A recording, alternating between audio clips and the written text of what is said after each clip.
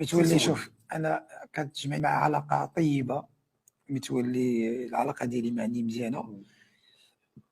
ابن فريق الرجاء الرياضي عطى الكثير للرجاء باش نكونوا واقعيين. المساله ديال الانتداب ديالو هذا الموسم فهي كترجع للمدرب.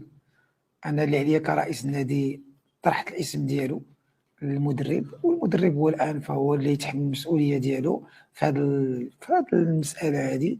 عطيناه زعما عطيناه الفيش ديال محسن متولي، يعني هو ما كيعرفوش. انا كنعرف متولي وكنعرف الامكانيات ديالو الكبيره، ولكن بغينا حتى هو يتحمل معنا المسؤوليه ويقرر المساله ديال محسن متولي كباقي اللاعبين الاخرين اللي مازال الفريق في مفاوضات معهم. خابه وبن جديده شنو هو اللي ديالهم؟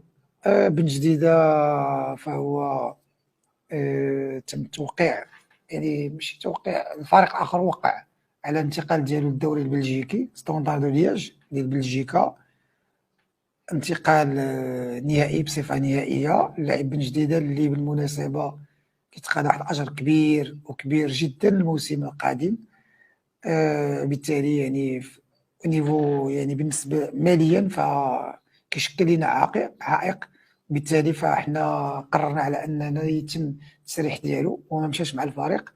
واليوم فالفريق اللي يعني البلجيكي وقع العقد، بقى غير التوقيع ديالي هنايا على الترانسفير، على الترانسفير ديالو. دونك جديده مشى، ولكن ماشي ستوندار دو لياج الفريق المحترف ستوندار دو لياج، كانوا غيلعب مع الفريق الثاني ديال ستوندار دو لياج كيلعب كينشط بالقسم الثاني بلجيكا. انا ما عندكش المعلومه؟ انا العقد لا عندي المعلومه. انا العقد عندي في ستوندار دو لياج، قالوا غيلعب في 23 غيلعب. انا كيهمنيش هادشي، انا يلعب في ستوندار دو لياج. انا اللي عندي العقد في ستوندار دو لياج. الا كان عندي شي مشكل، راه عندي مشكل مع ستوندار دو لياج.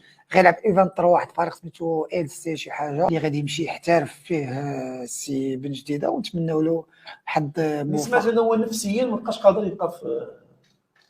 شوف انا هاد القضيه ديال النفسيه انا باش لان الجمهور تا هو باش يعرف واحد القضيه، يعرف المعاناه اللي كنعانيو حتى حنا. انا راه لاعب دخل كاع للوطيل في المقابله ديال الوداد كونفوكي كاع الماتش، وجا عند المدرب قال له اسمح لي انا ما نقدرش نلعب. نسميوه ما كاينش مشكل، ماشي مشكل. لا انا انت بغيت تحافظ على الولد صافي.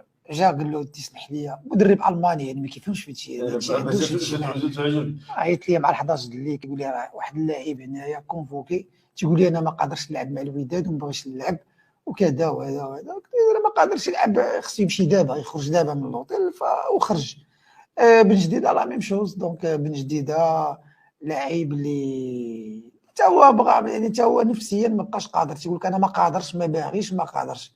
حنا اللاعب اللي ما يكونش هو مستعد نفسيا باغي يعطي الفريق انا ما عندي ما ندير به. قلت لهم في اجتماعات عديده ومتعدده، اللاعب اللي غيبغي يخلق لنا الفتنه ويخلق من البال هو اصلا ما مستعدش، ما عندي ما ندير به.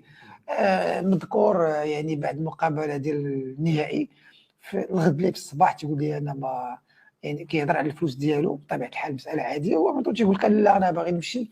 قلت له دابا انت ما فهمتش، حنا عندنا فينال نفسيا خصك تكون مهيئ للنهائي باش نتكلموا على المستقبل، ماشي وقت النهائي. بالتالي حتى ملي ناقشنا الموضوع مع المدرب تيقول لك انا اللي ما يكونش كونطري معايا في الماتش حنا ما عندنا ما نديرو. دونك هذا الشيء علاش كيشوفوا بعض الاخوان لائحه ديال اللاعبين اللي ما كاينينش وما واجدينش، ومعلم انهم اسماء اللي هما بالنسبه لهم اسماء كبيره.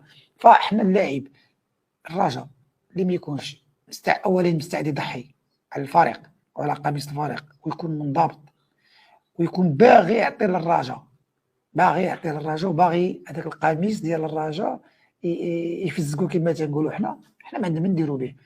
وخصوصا انه يكون كيتقاضى الفلوس ديالو. الفلوس ديال اللاعبين اليوم راه مضمونه بالقانون، مضمونه من الفيفا، مضمونه من الطاس.